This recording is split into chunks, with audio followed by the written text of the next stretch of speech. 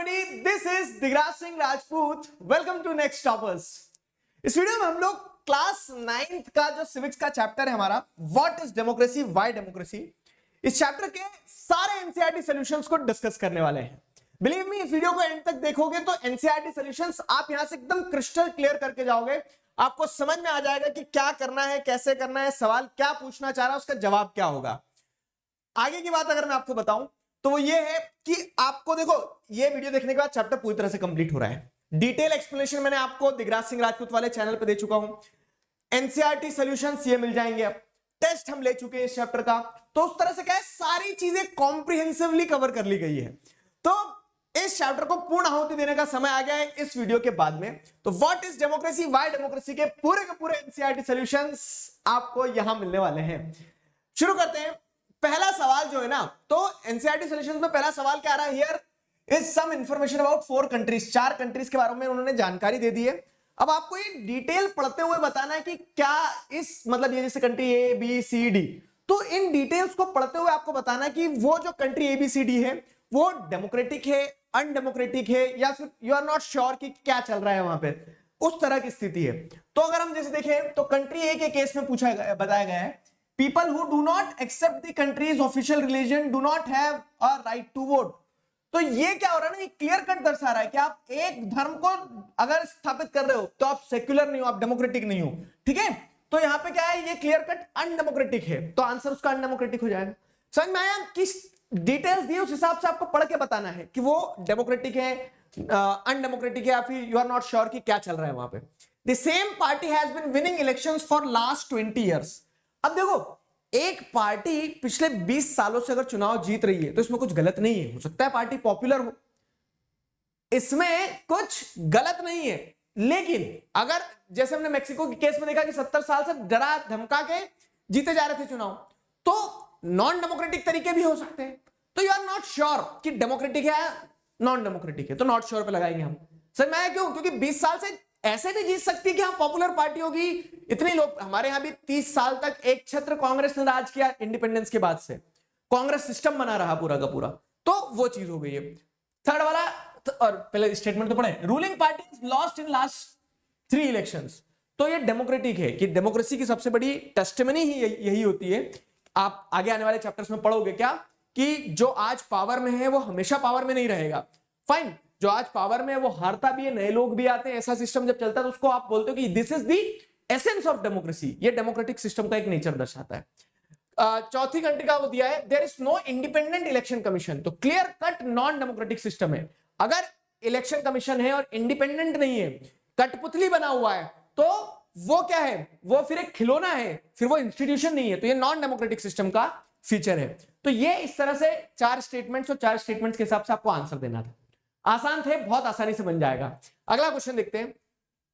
वैसे फिर 4 कंट्रीज की इंफॉर्मेशन दी है, इस बार कंट्री के नाम बदल दिए उन्होंने, PQRST कर दिया ABCD से हटा के.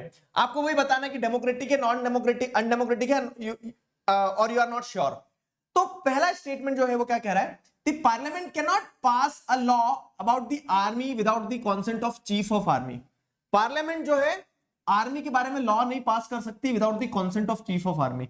तो ये तो आपको एक तरह से आर्मी कह सकते हैं ना, रूल दर्शा रहा है. तो डेमोक्रेसी कैसा हो गया, क्यों, क्योंकि आर्मी का काम ये नहीं है कि लॉ क्या बनना है. आर्मी का काम जो रहेगा, आर्मी अपना काम करे, लॉ बनाने का काम जिनका रहेगा वो लॉ बनाए. सेपरेशन ऑफ पावर होना चाहिए, और वो यहां नहीं दिख रही है. तो ये तो नॉन डेमोक्रेटिक फीचर है. समझ में आया? एक अनडेमोक्रेटिक फीचर हो गया ये. कंट्री क्यू को देखें अगर, तो parliament can not pass a law reducing the power of judiciary. Parliament judiciary के पावर को नहीं रिड्यूस कर सकती है. ये सही है.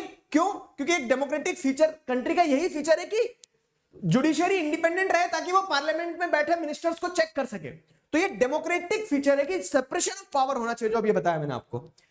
कंट्री आर का केस देखें तो country's leader can not sign any treaty without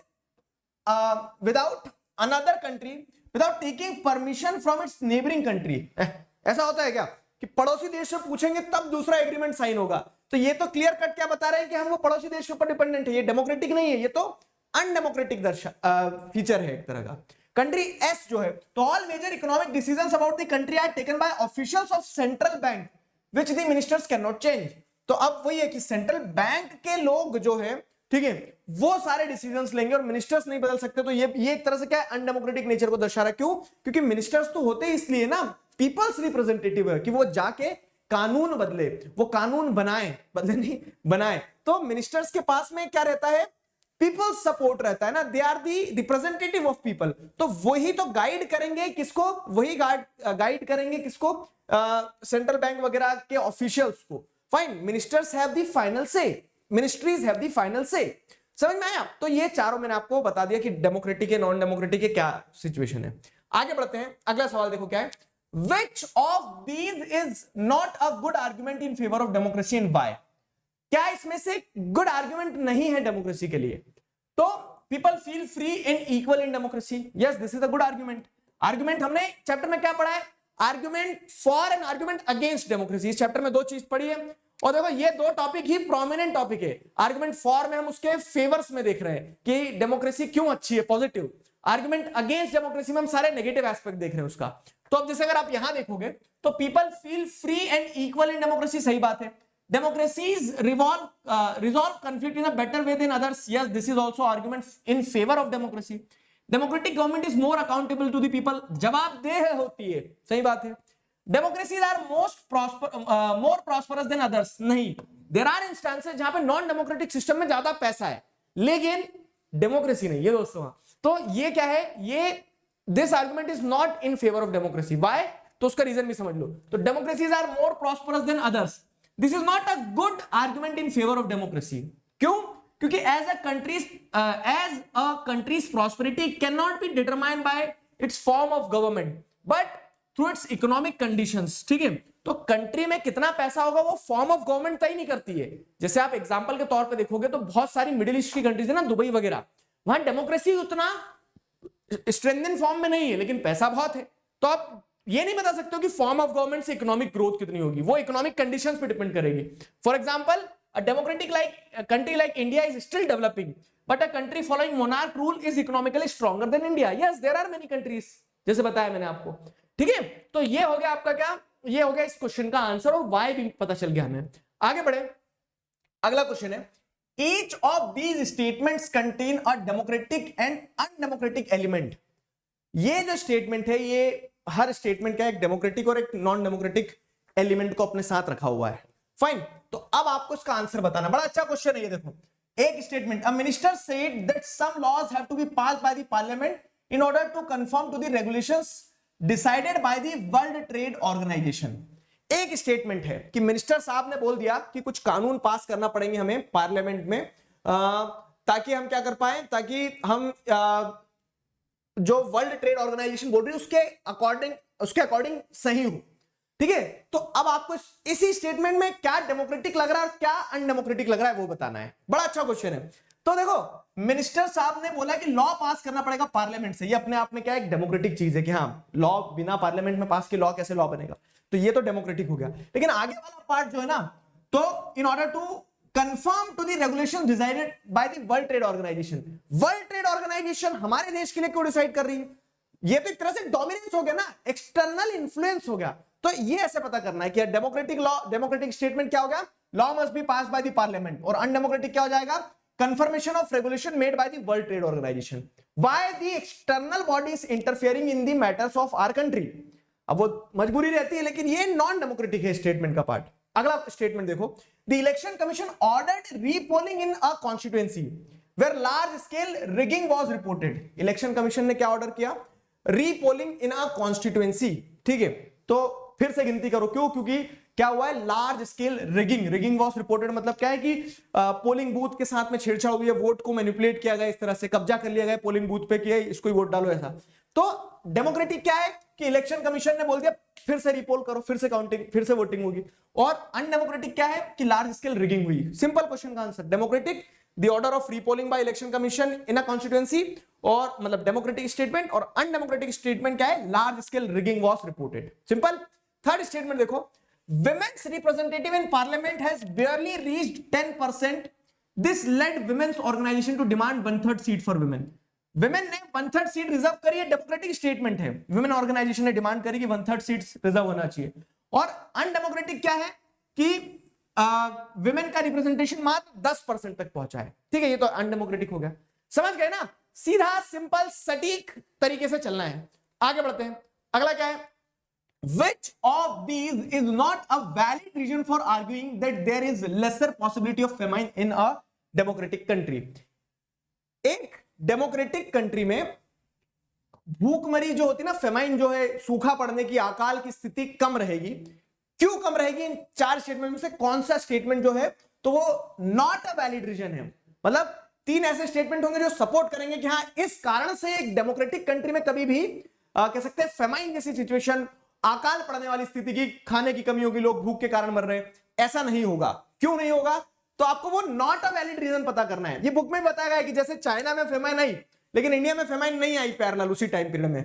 क्यों नहीं आई? क्योंकि इंडिया में डेमोक्रेसी थी। तो आप देखते हैं, opposition parties can draw attention to hunger and starvation. Ruling party को डर लगेगा क्या कि अगर हमने फेमाइन को कंट्रोल नहीं किया, मैनेज नहीं किया रिसोर्सेस को, तो ऑपोजिशन पार्टी बाजा बजा देगी हमारा। इसीलिए स्ट्रॉन्ग ऑपोजिशन होना बहुत जरूरी है। ठीक है, तो ए तो सही है।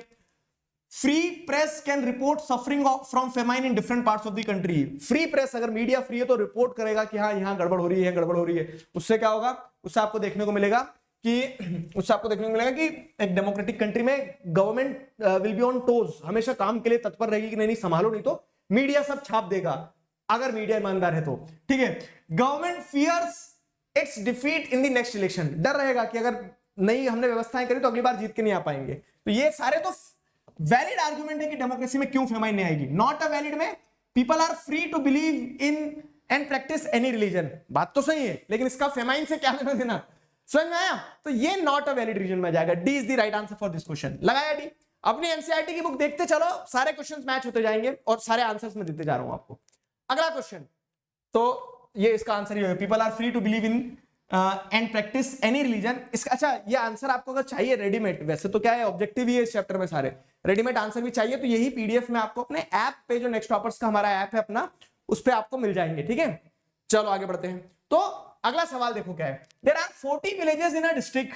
ठीक है, 40 विलेज है डिस्ट्रिक्ट में, where the government has made no provisions for drinking water, जहां पे सरकार ने पीने योग्य पानी की व्यवस्था नहीं करी है। These villagers met and considered many methods of forcing the government to respond to their needs। तो गांव वाले इकट्ठे हुए, उन्होंने अलग अलग तरीके अपनाए ताकि सरकार के ऊपर किसी तरह से दबाव बनाया जा सके और सरकार से बोला जा सके भाई साहब पानी की व्यवस्था करो। ठीक है, तो ये सिनेरियो बता दिया कि पानी की कमी थी और पानी की कमी के चलते लोग जो है सरकार मिलकर उन्होंने सोचा कि सरकार के ऊपर कैसे दबाव बनाया जाए। सवाल आगे क्या कह रहा है, which of these is not a democratic method, इनमें से कौन सा तरीका डेमोक्रेटिक तरीका नहीं है। Which of these is not a democratic method.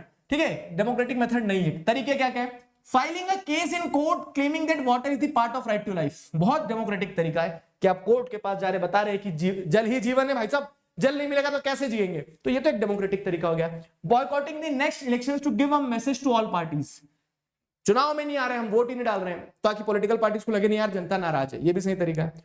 Organising public meetings against the government policies, public meetings organise करना, धरने पे बैठ जाना, जल दो, तो वो भी सही है। Paying money to government officials to get water, पैसे रखो तुम तो पानी लाने दो, ये गलत तरीका है, ये तो करप्शन है ना भाई साहब। ठीक है, तो नॉन डेमोक्रेटिक में डी वाला आ जाएगा। अगेन यहाँ पे डी फॉर दिगराज लगा दो आप। ठीक है, समझ में आया इसका आंसर क्या है डायरेक्ट? तो D, paying the money to the government official to get water is not at all democratic method, it is a type of corruption. Fine, अगला सवाल देखो क्या है, write a response to the following argument against democracy. अब आपको कुछ argument दिए गए अगेंस्ट डेमोक्रेसी, अब इसके मतलब इसके बदले में आपको एक आर्गुमेंट लिखना है। तो पहले स्टेटमेंट देखो तब समझ में आएगा। Army is the most discipline and corruption free organisation in the country, therefore the army should rule the country. Army disciplined है, करप्शन फ्री है, बहुत अच्छी बात है, तो इसलिए आर्मी रूल कर ले। इस स्टेटमेंट में आपको बताना है what is the argument against democracy. ठीक है, this statement is against democracy, why this is against democracy ये बताओ। तब आप बताएंगे कि yes army is disciplined and corruption free, but army should rule the country, this is not a democratic system. क्यों? क्योंकि डेमोक्रेटिक सिस्टम में leader should be elected by the people. समझ में आ रहा है? और यहां पे फिर लोग इलेक्ट नहीं हो रहे लोगों की तरह, मतलब जो रिप्रेजेंटेटिव्स होंगे। तो इसीलिए क्या लिखेंगे, there is no doubt that army is the most disciplined and corruption free organisation in the country, but if army rules a country then it is not democratic form of government. क्यों? क्योंकि as the leaders are not elected by the people and democracy resides on the fact that there should be rule of the people. लोगों का लोकतंत्र होना चाहिए, समझ में आया वो चीज। Also the fundamental rights, right to speech, right to freedom, etc. of the common citizens would be curtailed. There would be no assurance that the army cannot turn into ruthless dictator at any point of their rule, making the life of people difficult. For example, जैसे आप देख रहे हैं, people of Chile suffered from the General Augusto Pinochet, ठीक है, ये पुराने book में एक चैप्टर हुआ करता था, उसका एग्जाम्पल है। आप एग्जाम्पल लिख सकते हो पाकिस्तान का भी, जैसे जनरल परवेज मुशर्रफ भी तो आर्मी से थे, पावर हाथ में ले ली, लेकिन फिर उन्होंने बाजा बजा दिया। तो केस क्या है, ये आपको आर्गुमेंट लिखना होगा against democracy, why this statement is against democracy. ऐसे ही एक और स्टेटमेंट देखो क्या है, rule of majority means rule of ignorant people. Majority मतलब क्या है, जिधर भेड़चाल चल दी है उधर रूल। तो ऐसा कहा जा रहा है कि rule of majority means rule of ignorant people, कि जिधर जिधर हवा पलट गई उधर लोग चले गए, ऐसा नहीं होना चाहिए। तो what we need is the rule of wise, ठीक है, हमें कुछ समझदार लोगों का रूल चाहिए रहेगा, even if they are in small number. तो मतलब ये स्टेटमेंट का मतलब, स्टेटमेंट सही है कि rule of majority means rule of ignorant, जिधर को हवा चलती है उधर को लोग चलती है। इसीलिए जो कुछ समझदार लोग हैं, चाहे वो कम हो, वो जैसा बोले वैसा ही करना चाहिए। तो क्या ये स्टेटमेंट सही है? Give the argument against democracy. तो this statement is not correct and will give the argument against democracy. How? तो अब आपको यहां समझ में आएगा कि जब आप मेजोरिटी को इग्नोर करते हो, that means you are killing the principles in democracy. आप सिद्धांतों की हत्या कर दे रहे हो। क्यों? क्योंकि डेमोक्रेसी किस चीज पर बेस्ड है? Maximum good for maximum people होना चाहिए, और मैक्सिमम पीपल मेजोरिटी से मिलेंगे आपको। आर्गुमेंट देखो, तो this would be against the rule of universal adult franchising, where every citizen of the country above 18 year have the right to vote irrespective of their gender, caste और religion। और अगर आप सिर्फ rule of small rule of wise people in small numbers अगर रखोगे ना, तो आप मेजोरिटी ऑफ द कंट्री को इग्नोर कर दोगे।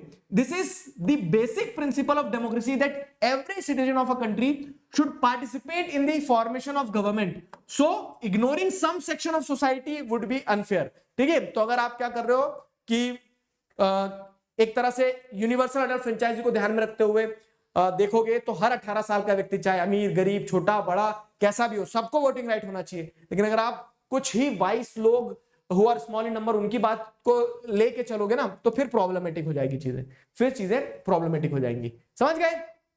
आगे बढ़ते हैं। एक और वैसे स्टेटमेंट दिया है, if we want religious leader to guide us in spiritual matter, why not invite them to guide in politics as well. बात तो सही है कि जब धार्मिक गुरु इतनी अच्छी अच्छी बातें बताते हैं हमें, तो उनको ही देश का सरकार बनाने दो, चलाने दो। लेकिन आपको एक पॉइंट समझना होगा यहाँ पे, क्या कि धर्म के जो कह सकते हैं धार्मिक गुरु है, उनका काम आध्यात्म से जोड़ना होता है, उनका काम देश चलाना नहीं होता है। तो स्पिरिचुअल मैटर्स में आपको गाइड कर रहे हैं वहां तक ठीक है, बट नॉट नेसेसरली कि पॉलिटिक्स में वही गाइड करें, क्योंकि politics is based on the consensus of the people. People's choice जो होगी वो उस हिसाब से इलेक्शंस में वो आए, वो फ्री है, दे आर फ्री। जैसे आप देखेंगे बहुत सारे लोग जो धर्म से जुड़े हैं वो राजनीति में भी हैं, लेकिन ऐसा नहीं कि सिर्फ धर्म से जुड़े तो राजनीति में आ जाए। ठीक है, वहां पे पीपल्स अप्रूवल मिलना चाहिए उन्हें। The country should be ruled by religious leader. तो इसमें क्या आर्गुमेंट अगेंस्ट डेमोक्रेसी है कि इससे सेक्युलरिज्म खतरे में होगा। क्यों? क्योंकि जब आप एक धर्म के व्यक्ति को अगर रूल करने दोगे तो बाकी धर्म का क्या होगा? तो ये सारी समस्या आएंगी। तो leading a country bye religious leader can be risky if there are too many religions in a country, then bringing religion into politics can cause serious conflict among the people of a country। ठीक है, बहुत सारे लोग हैं अगर, तो conflict create हो जाएंगे, दूसरे धर्म के लोगों को बुरा लग जाएगा। जिस धर्म के लीडर को आप लीडर बनाओगे, दूसरे धर्म के लोग बोलेंगे नहीं हमें पसंद नहीं है, समस्या। तो moreover religious leader can bring trouble to the country due to their mutual conflict of ideologies। ठीक है, तो रिलीजियस लीडर्स जो हैं तो इनफैक्ट ट्रबल भी ला सकते हैं कंट्री में, परेशानियां खड़ी कर देंगे। क्यों? क्योंकि एक धर्म के गुरु का सोचना अलग होगा दूसरे धर्म के गुरु के हिसाब से, और वो लड़ बैठेंगे आपस में, हो गई डेमोक्रेसी। तो ये समस्या है। अगला क्वेश्चन देखो क्या है, given below are the statements, are the following statements in keeping with democracy as a value और व्हाई। ठीक है, are the following statements in keeping with democracy as a value, why. शायद इसमें कुछ गड़बड़ हुआ है, लेकिन क्वेश्चन समझना। आपको यह देखना है कि स्टेटमेंट दिए गए तीन, इन तीन स्टेटमेंट को देखने के बाद आपको क्या समझ में आ रहा है, क्या ये स्टेटमेंट्स डेमोक्रेटिक हैं या नहीं है। ठीक है, तो फादर ने डॉटर से कहा, I don't want to hear your opinion about your marriage. In our family children marry where the parents tell them to do, मतलब जा सिमरन जा वाली, जा सिमरन जा जी ले अपनी जिंदगी वाली सिचुएशन नहीं है। यहां पापा ने क्या बोल दिया, पापा ने स्ट्रिक्टली बोल दिया है कि मैं जहां बोलूंगा वहीं शादी होगी। हमारे परिवार में ऐसा नहीं होता है कि तुम अपनी इच्छा से शादी कर लो ऐसा। तो ये स्टेटमेंट डेमोक्रेटिक है या नहीं है? तो ये स्टेटमेंट नॉन डेमोक्रेटिक है। क्यों? क्योंकि एक बार बच्चे बड़े हो गए तो उसके बाद में वो अपनी मर्जी चलाएंगे, और individuals are free in a democratic country to take their own decisions. 18 साल के बाद आप बालिग हो, फाइन, लेकिन सुन लेना माता पिता की। तो अब अगर जैसे यहां आगे देखें तो this statement is undemocratic as the girl is not allowed to share her opinion as per the law. Every citizen about 18 year has the right to marry the person of their choice. ठीक है, 18 साल के ऊपर व्यक्ति बालिग तो हो जाएगा, लेकिन मतलब स्टेटमेंट तो नॉन डेमोक्रेटिक है, समझ में आया? स्टेटमेंट तो नॉन डेमोक्रेटिक है वाला। Rest is your choice. आगे बढ़ते हैं। Teacher to student, don't disturb my concentration by asking me questions in the classroom. Teacher ने बच्चों को बोल दिया है सवाल मत पूछो, मेरा कंसंट्रेशन बिगड़ रहा है, मेरी क्लासरूम में तुम मुझसे सवाल नहीं पूछ सकते हो। तो यहां पे क्या देखने को मिल रहा है ना आपको, ये स्टेटमेंट भी अनडेमोक्रेटिक है। क्यों? क्योंकि टीचर उसीलिए ना कि तुम बच्चों के सवालों के जवाब दो। हो सकता है तुम पढ़ाते समय सवालों के जवाब ना दो, आप बोल दो कि क्लास खत्म हो जाए उसके बाद सवाल पूछ लेना। ठीक है, तो the given statement is undemocratic. क्यों? क्योंकि as the student is not allowed to ask the question.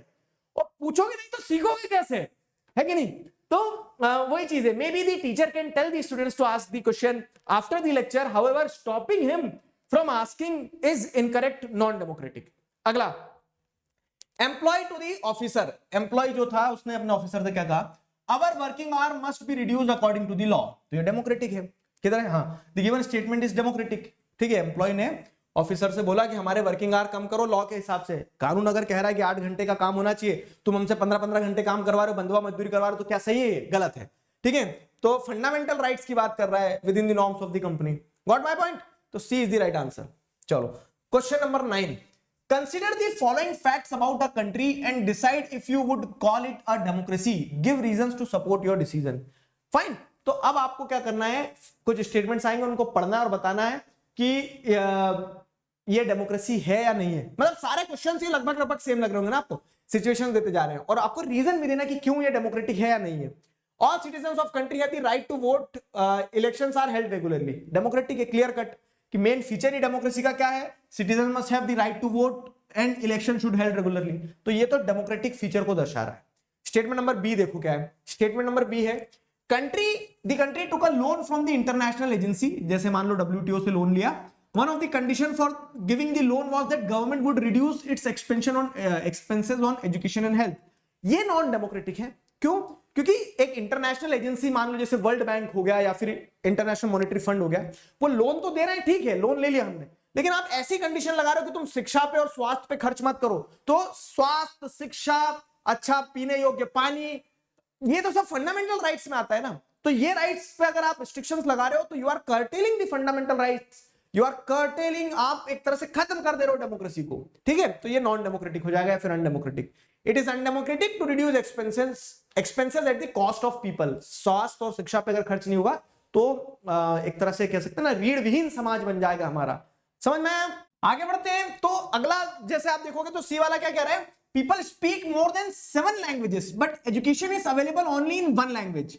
The language spoken by 52% people of the country.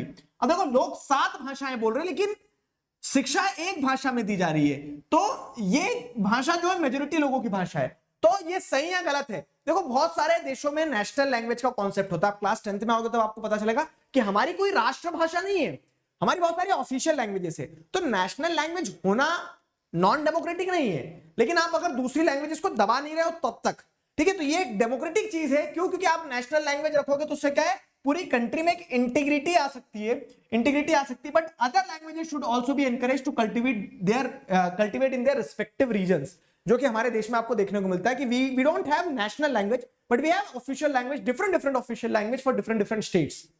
ठीक है, आगे बढ़ते हैं। अगला सवाल देखो क्या है, several organizations have given a call for peaceful demonstration and nationwide strike in the country to oppose these policies. The government has arrested these leaders. ले भाई, खेल हो गया है। तो क्या है कि बहुत सारी ऑर्गेनाइजेशंस ने क्या बोल दिया कि हम पीसफुली सत्याग्रह करेंगे, धरने पे बैठेंगे, प्रोटेस्ट करेंगे, लेकिन सरकार ने बोला भरो सबको जेल में। तो ये क्या है, तो नॉन डेमोक्रेटिक है, तानाशाही नहीं चलेगी उस टाइप से, तो ये नॉन डेमोक्रेटिक हो गया ना। This is undemocratic because democracy provides right to speech और strike against any government policies. अगर हमें एक लोकतंत्र में सरकार की कोई नीति पसंद नहीं आ रही है तो नहीं आ रही है, हम उसका पीसफुल तरीके से डेमोन्स्ट्रेशन कर सकते हैं। समझ में आया? क्यों? क्योंकि इट्स पीपल्स कंट्री ना, हमारी तो देश है, हमारी तो सरकार है। वैसा आगे बढ़ते हैं। The government owns the radio and television in a country. All the newspaper have to get permission from the government to publish any news about the government's policy and protest. Democracy गई पानी में छपाक। तो क्या हो गया यहां, आप देख रहे हैं कि सरकार जो है ना, उसने सारा रेडियो टेलीविजन वगैरह सब कुछ ऑन करके रखा है, और सारे न्यूज़पेपर वगैरह जो है तो उनको परमिशन लेना पड़ती है सरकार से पहले कि ये छाप दे क्या, आप बोलो आपको अच्छा लगे प्रभु तो हम ये छाप दे। तो ये एक नॉन डेमोक्रेटिक सिस्टम को, अनडेमोक्रेटिक सिस्टम को दर्शा रहा है। This is undemocratic action as media plays an important role in democracy, but if government starts controlling radio and television, then their right to freedom and expression will be denied. Therefore the media will not have right to say anything against the government policies. समझे कि नहीं समझे इस चीज को? बहुत अच्छे से समझना क्या कि दिस इज अनडेमोक्रेटिक। क्यों? क्योंकि अगर मीडिया फ्री नहीं है, फोर्थ पिलर ऑफ डेमोक्रेसी कहा जाता है, और अगर मीडिया दबाव में काम करेगी तो फिर तो लोकतंत्र गया पानी में छपाक, वैसी वाली स्थिति हो जाएगी। आगे बढ़ते हैं। लास्ट क्वेश्चन है, 10 क्वेश्चन थे इस चैप्टर से, तो ये 10वां क्वेश्चन एक पैराग्राफ के फॉर्म में दे दिया आपको कि 2004 में एक रिपोर्ट पब्लिश होती है यूएसए में, जहां पे इंक्रीजिंग इनइक्वालिटीज को दर्शाया गया है। Inequalities income reflected the participation of people in democracy. जैसे बताया गया है कि एवरेज ब्लैक फैमिली जो $100 की इनकम है, व्हाइट फैमिली की इनकम 162 है। फाइन। उसके बाद में जैसे आप देखेंगे 9 आउट ऑफ 10 इंडिविजुअल्स जो है इन प्रेसिडेंट इलेक्शन, जैसे अगर आप देख रहे हैं तो उनकी 9 ऐसे प्रेसिडेंट बने जिनकी $75,000 से ज्यादा नहीं, in president election nearly 9 out of 10 individuals in families with income over $75,000 have voted. ठीक है, these are top 20% population in terms of their income. लेकिन वहीं देखोगे मात्र 5 लोग ही वोट करते हैं जिनकी इनकम कम है, मतलब गरीब लोग वहां वोट देने नहीं जा रहे, अमीर लोग वोट दे रहे हैं। फाइन। उस तरह का पॉलिटिकल सिनेरियो समझाया गया है। इस पैराग्राफ को पढ़ना जो आपकी बुक में दिया है। सवाल यहां पे ये है, right an essay on democracy and poverty using the information given in this report using the examples from India. अब आपको जैसे यहां पे डेमोक्रेसी एंड पॉवर्टी के कंटेक्स्ट में मतलब डेमोक्रेसी एंड पॉवर्टी के टॉपिक के ऊपर एक ऐसे लिखना है, लेकिन इंडिया का कंटेक्स्ट लेना, जैसे यहां पे यूएसए का कंटेक्स्ट है। तो इंडिया में डेमोक्रेसी और पॉवर्टी को कैसे देखा जाता है, तो आपको समझ में आएगा कि इंडिया में डेमोक्रेसी से बहुत सारी एस्पिरेशंस होती है। इनफैक्ट आपको देखने को मिलता है कि गेम उल्टा है। इंडिया में middle class, upper middle class, rich class के लोग उतना एक्टिवली पार्टिसिपेट नहीं करते जितना पुअर पीपल जो है एक्सपेक्ट करता है डेमोक्रेसी से और पार्टिसिपेट करता है, वोट देते हैं। क्योंकि उन्हें लगता है कि लोकतंत्र के थ्रू उनकी स्थिति बदली जा सकती है। ठीक है, तो democracy and poverty have been inextricably linked in India ever since her birth. Political independence of our country has been achieved through the mass participation of rural poor and in the national movement. तो गरीब व्यक्ति ने बढ़ चढ़ के India के लोकतंत्र को मजबूत किया है, उसमें हिस्सेदारी निभाई है, उसको कह सकते हैं ना संभाले रखा है अपने वोटिंग पावर के through. However and unfortunately since then this rural poor mass of the Indian population has been seen its influence shrink in national politics. तुमने हिस्सा तो लिया है, लेकिन उनकी इन्फ्लुएंस जो है ना, वो कितने हद तक प्रभावित कर पा रहे हैं, वो बहुत ज्यादा अच्छा इफेक्ट नहीं देखने को मिल रहा है। A decade by decade, India has cultivated its resources and added to the national financial wealth.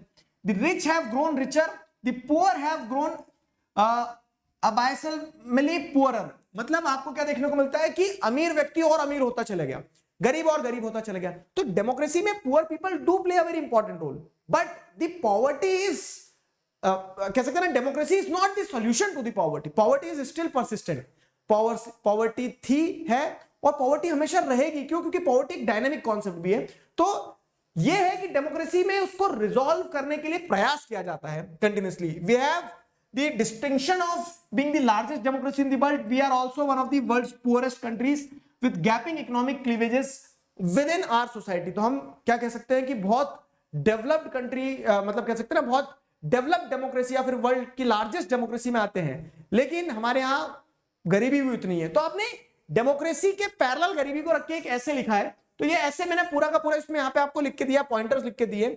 आप इसे यूज कर सकते हैं, पढ़ सकते हैं। एनसीईआरटी सॉल्यूशन का ये जो पीडीएफ है, अगेन मैंने बता दिया, मैं आपको क्या करूंगा, मैं आपको ऐप पे, जो आप हमारा ऐप डाउनलोड कर सकते हो गूगल प्ले स्टोर से, आईओएस से, विंडोज से, ठीक है। और आप हमारा टेलीग्राम चैनल जो है वो भी ज्वाइन कर सकते हो, नेक्स्ट टॉपर्स ऑफिशियल, जहां आपको सारे अपडेट्स मिलते रहेंगे।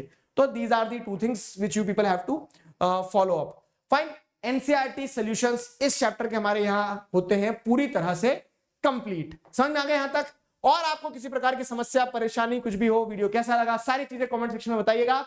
नेक्स्ट वीडियो में मिलते हैं अगले एनसीईआरटी सॉल्यूशन के साथ, तब तक मुस्कुराते रहो। अभी के लिए साइन ऑफ करता हूं, signing off with this, together we can, we will. Thank you very much.